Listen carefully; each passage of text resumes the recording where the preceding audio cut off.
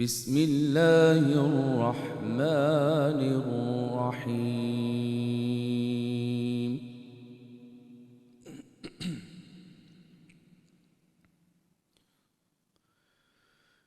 يا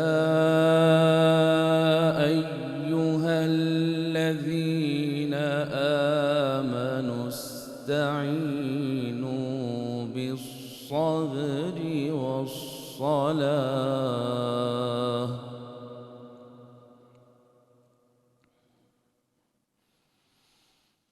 إن الله مع الصابرين.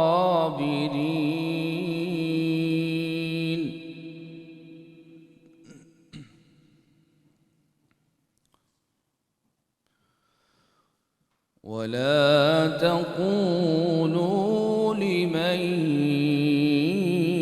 يقتل في سبيل الله أموات،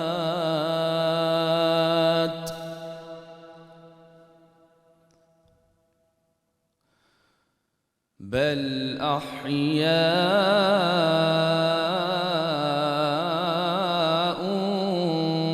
ولكن لا تشعرون.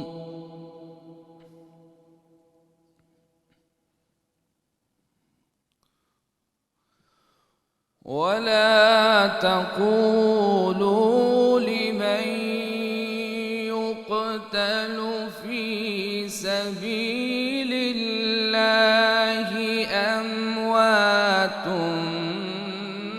بل أحياء ولكن لا تشعرون.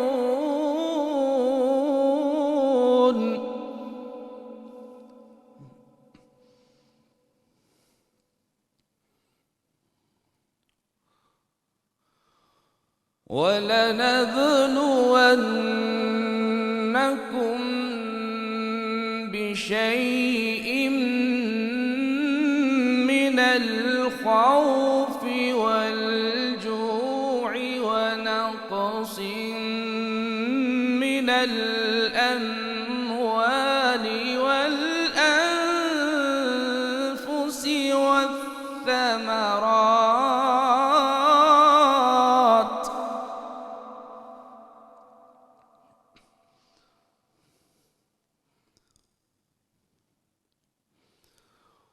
وبشر الصابرين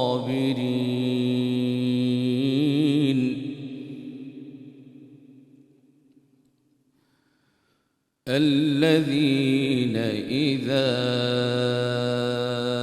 أصابتهم مصيبة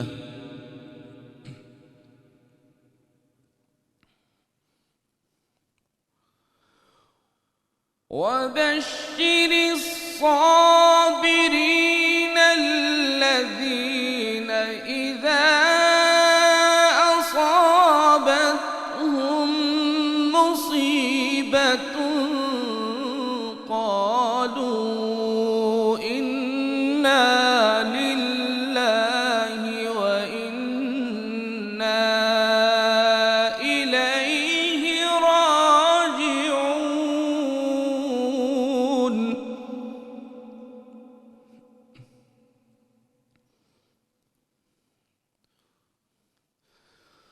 أولئك عليهم صلوات من ربهم ورحمة وأولئك هم المهتدون.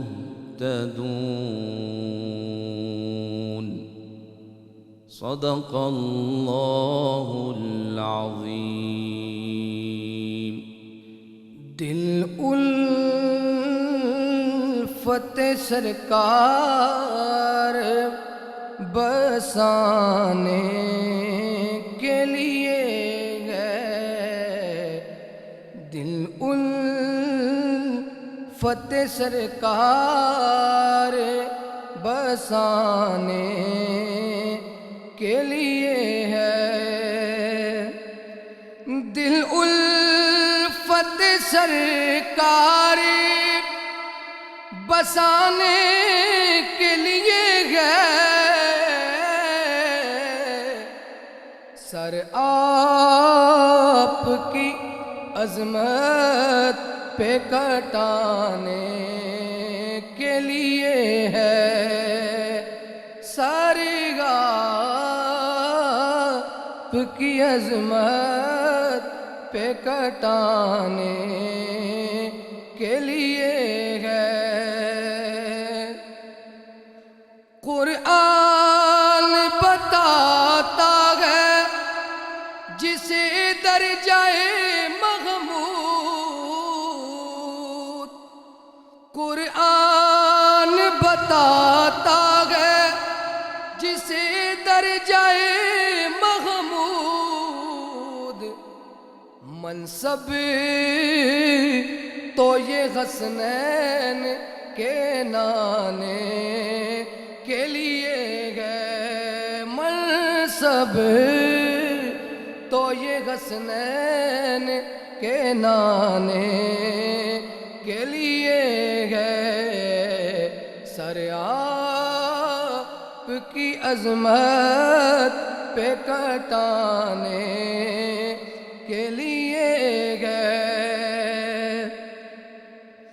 اصغر کو اٹھاتے ہوئے شبیر یہ بولے، اصغر کو اٹھاتے ہوئے شبیر یہ بولے،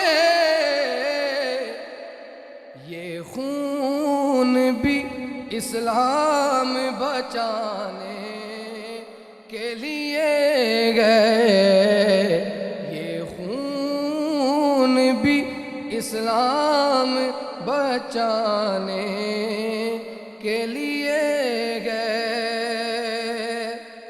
اور یہ راز بتاتی ہے ہمیں آیا تطہیر،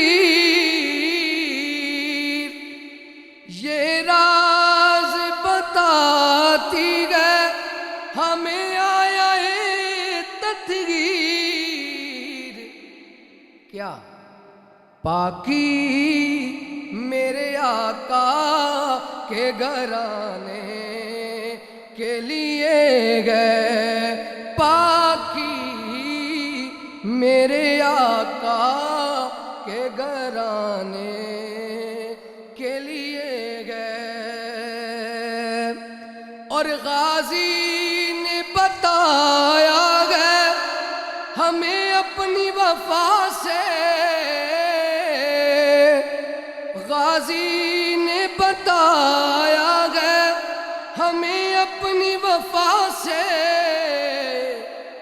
کہ یہ راستہ سرکار کو پانے کے لیے گئے، یہ راستہ سرکار کو پانے کے لیے گئے، دل الفت سرکار بسانے کے لیے گئے، پاکی میرے آقا کے گھرانے کے لیے گئے۔ ناظرین محترم، السلام علیکم ورحمۃ اللہ وبرکاتہ۔ رمضان شریف کی ان بابرکت گھڑیوں میں پروفیسر وارث محمود پروگرام عرفان دین رمضان اسپیشل میں آپ کی خدمت میں حاضر ہے۔ ہمارا آج کا موضوع ہے رمضان اور مالی عبادت۔ مالی عبادت کی جب ہم بات کرتے ہیں تو اس سے مراد ہے اپنا مال اللہ کے راستے میں خرچ کرنا اور اللہ تعالیٰ کی رضا چاہنا۔ آج کے پروگرام میں ہم یہ جاننے کی کوشش کریں گے کہ صدقات و خیرات کی ہمارے دین میں کیا اہمیت ہے۔ رمضان میں یہ اہمیت اور بھی بڑھ جاتی ہے کیونکہ رمضان عبادت کا مہینہ ہے، احتساب نفس کا مہینہ ہے، قربانی کا مہینہ ہے۔ قرآن میں جا بجا مالی عبادت یعنی اپنا مال دوسروں پر خرچ کرنے کا حکم نظر آتا ہے۔ کہیں ارشاد ہے یا ایھا الذین آمنوا انفقوا من طیبات ما کسبتم، کہ اے ایمان والو جو حلال مال کماتے ہو اس میں سے خرچ کرو۔ اور کہیں فرمایا وفی اموالہم حق للسائل والمحروم، کہ تمہارے مالوں میں حق ہے سائلین کا اور محروم لوگوں کا۔ کہیں اللہ تعالیٰ نے ارشاد فرمایا وَأَقِیمُوا الصَّلَاةَ وَآتُوا الزَّکَاةَ، یعنی نماز قائم کرو اور زکوٰۃ دو۔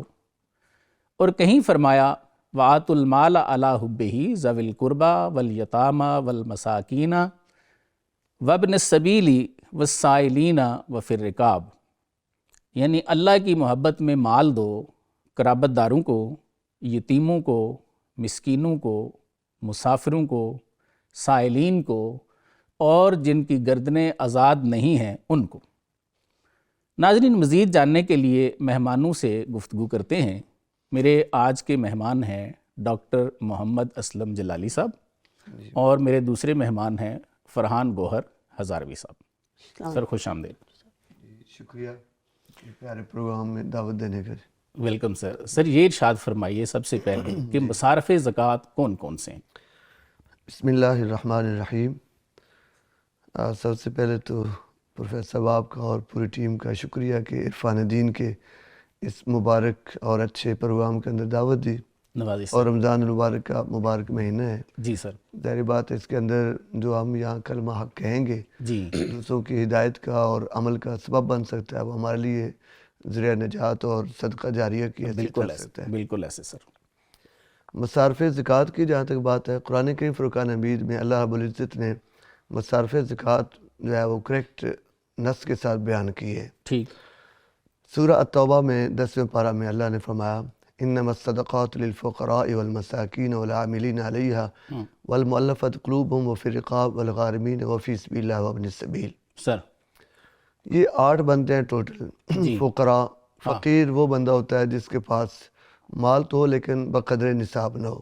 ٹھیک ہے۔ پہلے نمبر پہ فقیر آ گیا، والمساکین دوسرے نمبر پہ مسکین۔ مسکین شریعت میں اس کو کہتے ہیں جس کے پاس کچھ بھی نہ ہو، یعنی ایک وقت کا کھانا بھی نہ ہو۔ اور والعاملین تیسرے نمبر پر عامل، وہ کہ جو زکوٰۃ جمع کرتے ہیں، زکوٰۃ جمع کرتے ہیں گورنمنٹ کی طرف سے، وہ ان کی ڈیوٹی ہو۔ جی۔ اور اس کے ساتھ والمؤلفۃ قلوبہم، چوتھے نمبر پر جو ہے وہ نو مسلم اسلام لائے ہوں تو ان کے دلوں کو مزید جو ہے وہ تعلیف کرنے کے لیے، اسلام کی طرف مائل کرنے کے لیے دیا جاتا ہے۔ واہ۔ اور اس کے بعد پھر والمؤلفۃ قلوبہم وفی الرقاب، گردن آزاد کرانے میں۔ بالکل یعنی ایسے۔ کوئی ایسے لوگ ہوں کہ جو غلامی کے توقع ان کے گلے کا جو ہے وہ پھندا بن چکا ہو اور اپنا قرض ادا نہیں کر سکتے۔ جی سر۔ یہ وہ غلام ہے۔ والغارمین وہ مدیون ہے، یعنی جو قرض دار ہوں ان کے پاس وسائل نہ ہوں کہ قرض ادا کریں تو ان کو بھی زکوٰۃ دی جا سکتی ہے۔ بالکل ٹھیک ہے۔ اور والغارمین وفی سبیل اللہ، اللہ کے راستوں میں، ان میں جہاد کا بھی آ سکتا ہے اور بھی اللہ کے راستے میں خرچ کرنے کے جو ہے صورتیں بن سکتی ہیں۔ وابن السبیل، اور مسافر۔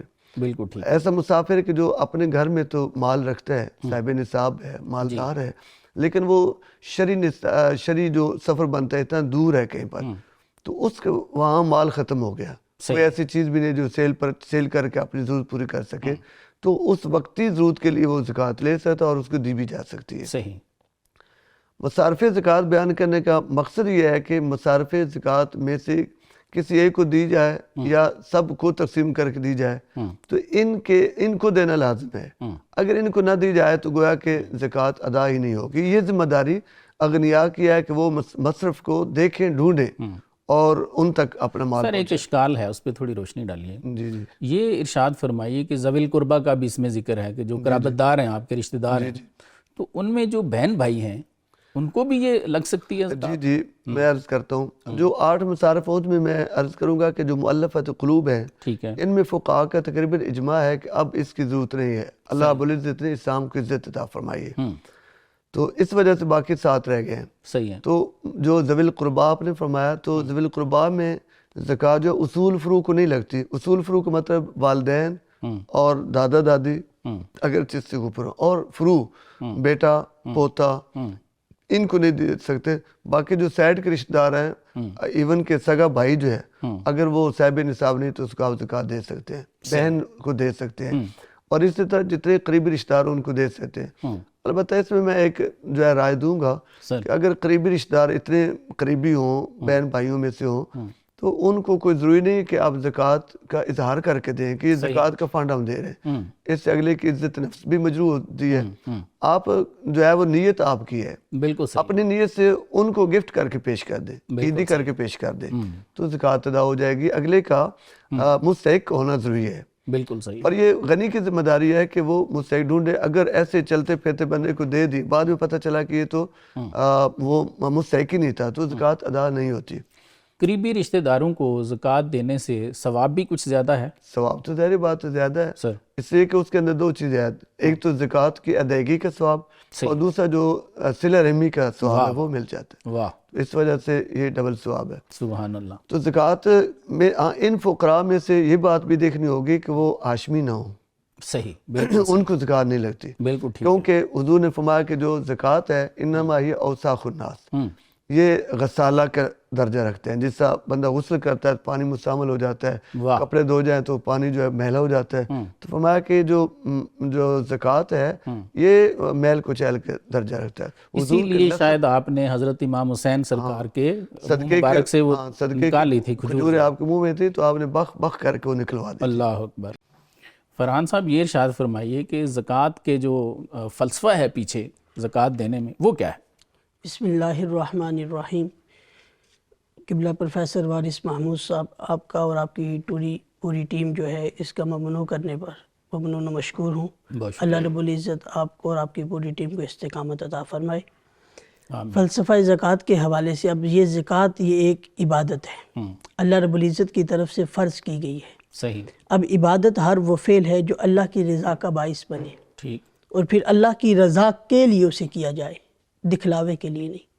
اور پھر ہر وہ فعل جو اللہ کی ناراضگی کا باعث بنے، اللہ رب العزت کی ناراضگی سے بچنے کے لیے اس فعل کو ترک کیا جائے، تو یہ دونوں عمل جو ہیں یہ عبادت ہے. اب زکوٰۃ یہ عبادت ہے. زکوٰۃ کا جو معنی ہے وہ ہے پاک کرنا، صحیح، تطہیر اور تزکیہ جسے کہا جاتا ہے. ٹھیک ہے. اس کے اوپر نص قرآن موجود ہے. اللہ رب العزت قرآن مجید برہان رشید میں ارشاد فرماتا ہے، خذ من صدقۃ تطہرھم وتزکیھم بہا. واہ. کہ اے نبی کریم صلی اللہ علیہ وسلم، آپ ان اپنے صحابہ سے، ان مسلمانوں سے مال کو لیں، یعنی زکوٰۃ لیں، تو ان کا تزکیہ کریں، ٹھیک ہے، ان کو پاک کریں. ان کا مال پاک ہو جائے. ان کا جب مال پاک ہو جائے گا تو وہ مال جب ان کے بدن میں جائے گا، وہ مال جب ان کی نشو و نما میں اور ان کی اولاد کی نشو و نما میں جائے گا، تو وہ ساری عبادات کا ایک الگ رنگ بن جاتا ہے. ٹھیک ہے. تو اسی طرح قرآن مجید برہان رشید میں ایک دوسری جگہ پہ ارشاد فرمایا کہ لا یکون دولتم بین الاغنیاء منکم، یعنی یہ جو زکوٰۃ کو فرض کیا گیا، اس کے جو مصارف قرآن میں بیان کیے گئے اور تفصیل کے ساتھ بیان کیے گئے، کوئی اشکال باقی نہیں رہتا، اس حد تک بیان کیے گئے، تو رب نے اس کا مقصد بتا دیا. رب فرماتا ہے کہ لا یکون دولتم بین الاغنیاء منکم، صحیح، یہ زکوٰۃ میں نے اس لیے تم پر فرض کر دی ہے کہ وہ جو لوگ غنی ہیں، جن کے پاس مال و دولت ہے، جن کے پاس عیش و عشرت کا سامان موجود ہے، یہ مال انہی اغنیاء کے ہاتھوں میں گردش نہ کرتا رہے، بلکہ یہ مال جب اللہ کے حکم کو وہ دیکھیں تو اپنے فقراء کو، اپنے مساکین، ان لوگوں کے لیے بھی خرچ کریں، تو پھر اللہ رب العزت کی رضا کے طلبگار بن جائیں گے. تو اس لیے یہ جو زکوٰۃ ہے، اللہ رب العزت نے اس کا واضح حکم ارشاد فرمایا، تو اسے ادا کرنا چاہیے. بالکل ٹھیک، بالکل ٹھیک ہے. جی ناظرین، ایک وقفہ لیتے ہیں، ہمارے ساتھ رہیے گا.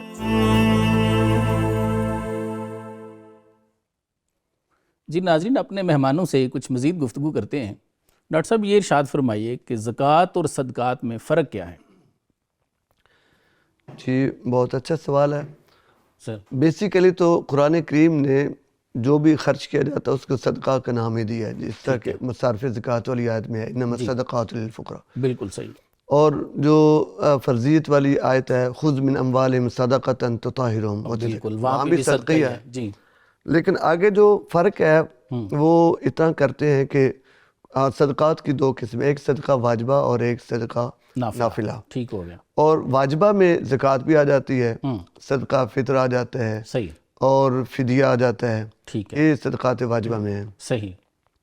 تو باقی عام جو خرچ کیا جائے جی، کار خیر میں منتھلی نکالا جائے، لوگوں کی عادت ہوتی ہے کہ اپنے کاروبار سے ڈیلی کوئی اللہ کی راہ میں دیتے ہیں، بالکل یا اس کے علاوہ اور جو بھی خرچ ہیں غربا کی جو ہے وہ تعاون کرتے ہیں، جی جی، اسی طرح اور نیاز وغیرہ تقسیم کرتے ہیں کہ لوگ، یہ سارا نافلہ میں آتا ہے. صحیح. تو جو واجبہ ہے وہ زکوٰۃ ہے، صدقہ فطر ہے اور فدیہ ہے، ٹھیک ہو گیا. یہ چیزیں آتی ہیں. جی، تو ان دونوں میں فرق تو اتنا ہے. اب مزید یہ ہے کہ جو صدقات واجبہ ہیں وہ ادا کرنا لازم ہے، بالکل. اور اگر ادا نہیں کرے گا تو وہ گناہگار ہوگا. جس طرح نماز فرض ہے اسی طرح زکوٰۃ بھی فرض ہے. بالکل صحیح. ارکان اسلام 4 ہیں، جی یعنی توحید کے بعد 4 ہیں، توحید کے ساتھ جو ہے وہ 5 بن جاتے ہیں. بنی الاسلام علی 5. جی، تو توحید کے یعنی شہادتین کے اقرار کے بعد جو پہلے نمبر پر نماز ہے، دوسرے نمبر پر زکوٰۃ ہے. بالکل. تو وہ جو صدقہ ہے یا وہ خرچ کرنا ہے، وہ خرچ کرنا یہ صدقات واجبہ ہے. صحیح. اور صدقہ واجبہ کے لیے نصاب بھی ضروری ہے کہ بندہ صاحب نصاب ہو تو تب وہ دینا لازم ہوتا ہے. اس سے مطلب صاحب نصاب نہ ہو تو وہ خرچ نہ کرے تو گناہ گار نہیں ہے. اگر کوئی بندہ زکوٰۃ نہیں دیتا، جی جی، وہ ملی رہتی ہے اس کے مال میں، لیکن بعد میں کہیں پہ وہ لوگوں پہ خرچ کر دیتا ہے جو نفلی صدقات ہیں ان کی صورت میں، تو کیا اس کا وہ حق ہوا ہے ادا یا نہیں ہوا؟ زکوٰۃ کے لیے لازم ہے کہ زکوٰۃ کی نیت سے دیے. اور اس کے لیے فقہاء نے لکھا ہے کم سے کم یہ ہے کہ جب زکوٰۃ باقی مال سے الگ کرے تو الگ کرتے ہوئے نیت کر لے کہ مثلا یہ 10 لاکھ روپے ہے تو اس کی اتنی زکوٰۃ بنتی ہے. صحیح. مثلا 10,000 یا 20,000 زکوٰۃ بنتی ہے تو یہ زکوٰۃ کی نیت سے وہ الگ کر دے، یا نیت کر لے کہ 20,000 زکوٰۃ کے آئندہ جو بھی میں دوں گا صحیح. تو وہ زکوٰۃ کاؤنٹ کروں گا. بالکل اس طرح ہو سکتا ہے. ادروائز زکوٰۃ نہ دے اور خرچ کرتا رہے، اینڈ پہ کہے کہ جو اتنی دیگیں دی تھی وہ بھی زکوٰۃ ہوگی، جو فلاں فقیر کو دیا تھا وہ بھی زکوٰۃ ہوگا، جو فلاں دے وہ بھی وہ بعد والا نہیں ہوگا. بالکل صحیح. پہلے نیت کرے گا پھر خرچ کرتا جائے گا تو وہ زکوٰۃ ہو جائے گی. جی فرحان صاحب، یہ ارشاد فرمائیے کہ جو زکوٰۃ نہیں دیتے ان کے لیے قرآن و حدیث میں کیا وعدے ہیں؟ بسم اللہ و ملت اللہ والصلاة والسلام علی رسول اللہ.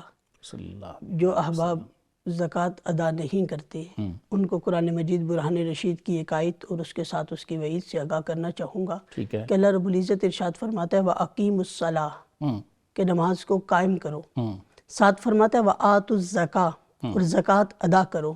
ٹھیک ہے. اور ساتھ فرماتا ہے وَارْکَعُوا مَعَ الرَّاکِعِینَ، اور رکوع کرنے والوں کے ساتھ رکوع کرو. ٹھیک ہے. اس آیت کے کنسپٹ کو سمجھا جائے، اس آیت کے الفاظ کو دیکھا جائے تو ایک بہت ہی دقیق نقطہ معلوم ہوتا ہے صحیح. کہ وَأَقِیمُوا الصَّلَاةَ، نماز قائم کرو، یہ بدنی عبادت ہے. ٹھیک ہے. وَآتُوا الزَّکَاةَ، یہ مالی عبادت ہے.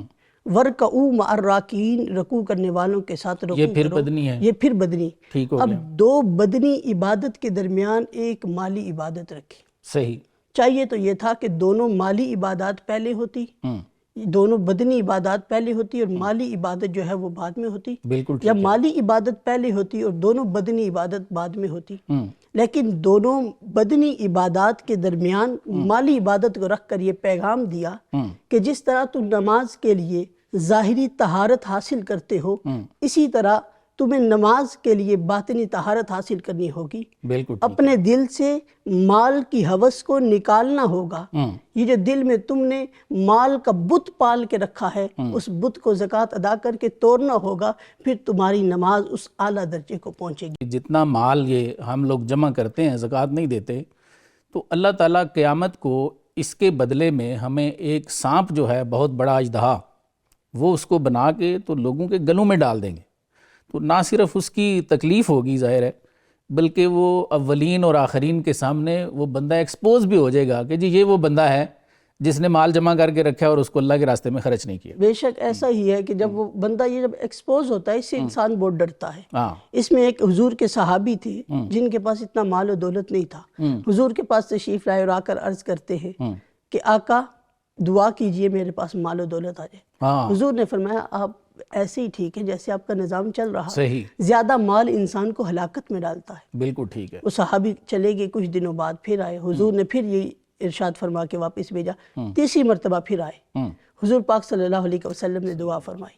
اب وہ صحابی جو روزانہ کی 5 نمازیں حضور کی اقتداء میں پڑھتے تھے، مال کی کثرت کی وجہ سے وہ ایک نماز میں آنا شروع، پھر وہ جو روزانہ کی نمازیں پڑھتے تھے مال کی کثرت کی وجہ سے جب شہر سے باہر گئے تو وہ صحابی جو تھے وہ صرف جمعے کی نماز پڑھنا شروع ہو گئے، پھر وہ جو ہفتے میں ایک نماز پڑھتے تھے پھر وہ صحابی سالانہ کی ایک نماز پڑھنا شروع ہو گئے عید کی، پھر ایسا ہوا کہ وہ نماز بھی ان سے چھوٹ گئی، تو حضور پاک صلی اللہ علیہ وسلم نے پوچھا وہ سالبہ کہاں گئے؟ تو صحابہ نے بتایا وہ فلاں جنگل میں ان کی بکریاں ہیں، مویشی ہے، وہ وہاں ہے۔ تو جب زکوٰۃ کی فرضیت کا حکم آیا تو حضور نے جو وفد بھیجا، عاملین کو بھیجا زکوٰۃ جمع کرنے کے لیے، تو جب صحابہ ان کے پاس پہنچے تو ان کے دل میں مال کی وہ تھی، تو انہوں نے کہا کہ میں واپسی پہ مجھ سے لے لیجئے گا۔ تو جب واپسی آئے تو صحابہ کو پھر نہ دکھا، میں خود لے کر آؤں گا۔ جب صحابہ حضور کے پاس پہنچے تو حضور نے صحابہ کو دیکھ کر کہا کاش سالبہ، افسوس سالبہ۔ اللہ، اب جب حضرت سالبہ کو پتہ لگا کہ میری مذمت میں مجھے ایکسپوز کیا گیا، قرآن کی آیت نازل ہو گئی، سالبہ نے زکوٰۃ اٹھائی حضور کی خدمت میں، حضور نے قبول نہ کی، سالبہ واپس چلے گئے، پھر زکوٰۃ لے کر آئے حضرت ابو بکر صدیق کے دور میں، صدیق اکبر نے بھی قبول نہ کی، پھر زکوٰۃ لے کر آئے فاروق اعظم کے دور میں تو فاروق اعظم نے بھی زکوٰۃ قبول نہ کی اور یہ پیغام دے دیا کہ اسلام کو تمہارے مال کی ضرورت نہیں۔ ایک وہ وقت بھی آتا ہے کہ جب آپ مال دو تو اسلام قبول کرتا ہے، ایک وہ وقت بھی آتا ہے جب آپ مال دو تو اسلام ٹھکرا دیتا ہے، قبول ہی نہیں کرتا۔ بالکل ایسے ہی۔ جی ناظرین ایک وقفہ لیتے ہیں، وقفے کے بعد دوبارہ حاضر ہوتے ہیں۔ جی ناظرین مہمانوں سے گفتگو کے سلسلے کو ایک دفعہ پھر جوڑتے ہیں۔ ڈاکٹر صاحب یہ ارشاد فرمائیے کہ زکوٰۃ کا نصاب کیا ہے اور اس کے ساتھ کائنڈلی فصلوں پہ کتنا ہے عشر وغیرہ، اور جانوروں کا کیا نصاب ہے، اس کی بھی روشنی ڈالیے گا۔ جی نصاب کے حوالے سے ہماری فقہ کی کتابوں کے اندر بڑا تفصیل کے ساتھ موجود ہے، اور کچھ چیزیں ایسی ہیں جن کا حدیث پاک کے اندر ڈائریکٹ جو ہے وہ موجود ہے۔ جی تو سونا چاندی، بلکہ سونا چاندی کا بھی نصاب حدیث پاک موجود ہے درہم و دیناروں کی مقدار کے ساتھ، تو اس کا جو وزن بنتا ہے سونے کا نصاب ہے 7.5 تولے اور 52 تولے چاندی، جی 87 گرام اور کچھ ملی گرام بنتا ہے۔ جی جی، اور جو چاندی ہے وہ 52.5 تولہ چاندی 612 گرام اور کچھ ملی گرام بنتا ہے۔ جی جی، اور اس کے بعد یہ دو چیزیں تو ثمن کا درجہ رکھتی ہیں۔ صحیح۔ اس کے علاوہ سامان تجارت ہو تو اس کو پھر یا ہماری کرنسی بن جاتی ہے، تو اس کو پھر سونے یا چاندی کے کسی ایک مقدار کے ساتھ جو ہے وہ ملحق کرنا ہوتا ہے۔ صحیح۔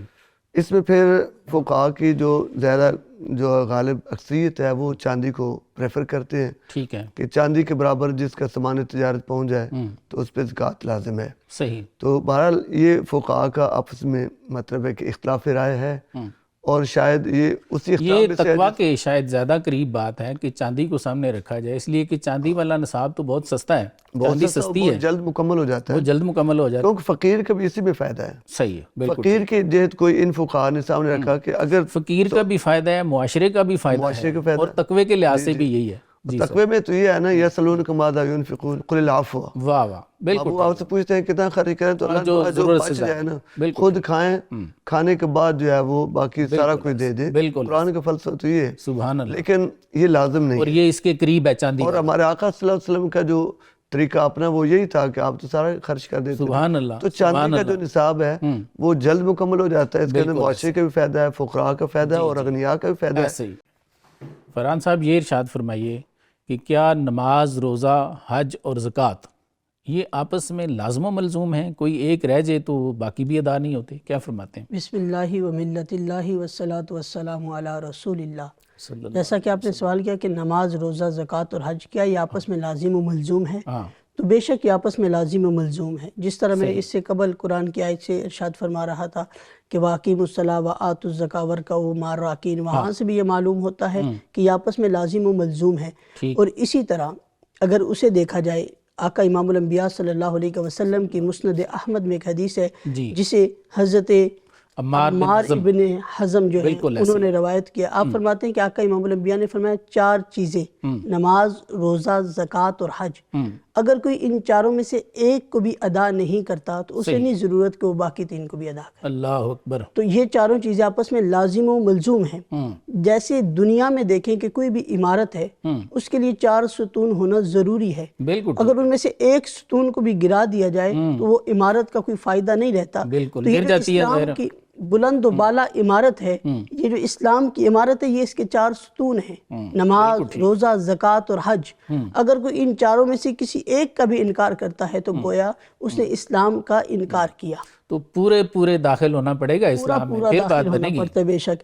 اب اس کی اہمیت کو ہی دیکھیں کہ اگر یہ لازم و ملزوم نہ ہوتے تو صدیق اکبر کا جب دور تھا وہ لوگ نماز پڑھ رہے تھے، زکوٰۃ صرف نہیں ادا کرتے تھے، روزہ رکھتے تھے، حج ادا کرتے تھے.